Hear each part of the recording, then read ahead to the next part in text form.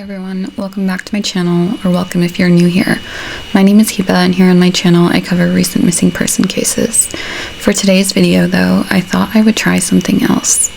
I've recently discovered some very tragic true stories that I'd never heard of. I find these stories really interesting and think that you guys might too. Let me know if you like these kind of videos and I'll make more along with my usual content. As always, thank you so much for your continued support.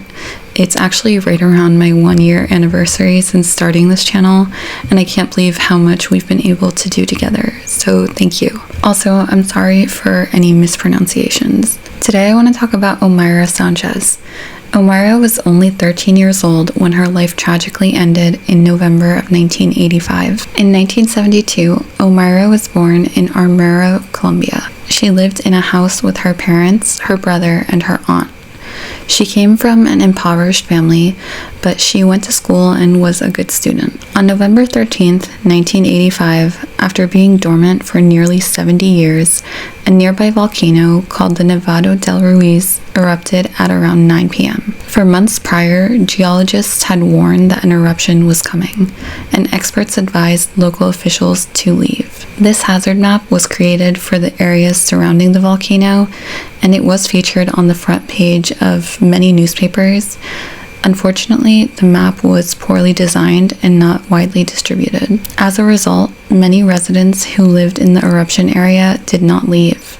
Many were even unaware that there was a prediction that an eruption was coming. It wasn't until black ash began spewing from the volcano that an immediate evacuation of the surrounding area was ordered. Specifically, the Red Cross instructed that the town of Armero, which is about 30 miles from the volcano, be evacuated. Unfortunately, the message could not properly be conveyed due to a storm in the area. In fact, due to the storm, the residents of Armero were mostly unaware that an eruption had occurred. Some residents believed that the explosion they heard was part of the storm. 2 hours following the eruption, at around 11 p.m., mud flows of volcanic debris swept through Armero. The town was destroyed within minutes, and approximately 21,000 of the 25,000 residents died. At the time of this incident, Omayra's mother was away for business, leaving her at home with her father, her brother, and her aunt. Their house had been completely destroyed due to the volcanic mud flows. Shockingly, when relief workers arrived to Armero hours later,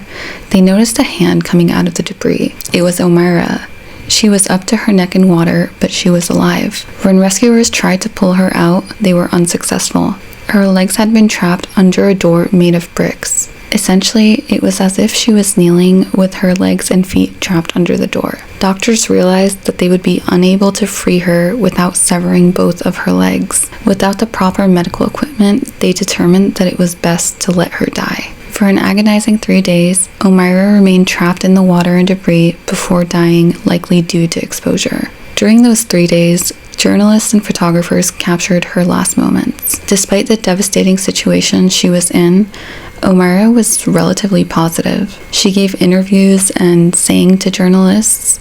She asked for sweets and drank soda. Of course, there were moments that she was scared, in which she would pray or cry.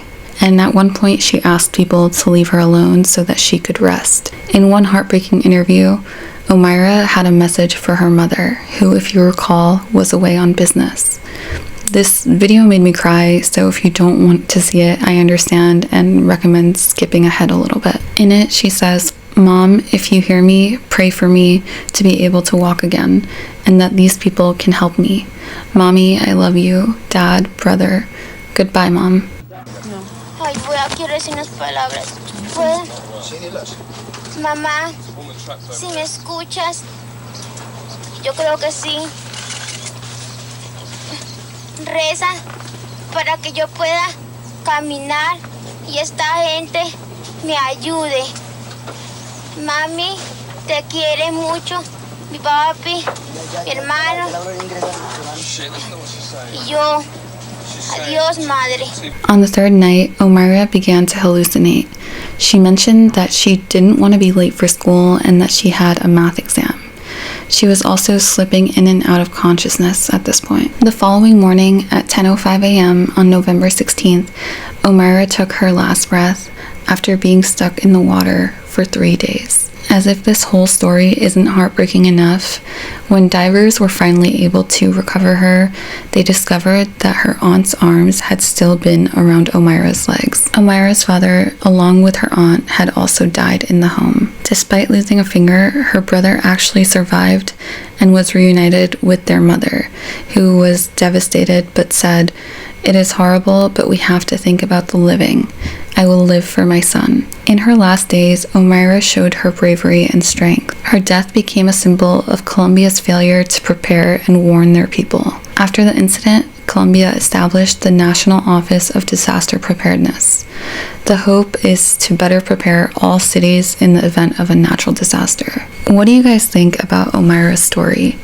Do you think that more could have been done? Honestly, the pictures of Omayra clinging to life haunt me, and the video in which she talks to her mother is just heartbreaking. I wish there was more that could have been done. Thank you guys so much for watching. Let me know if you like this type of video, and I'll see you in my next one.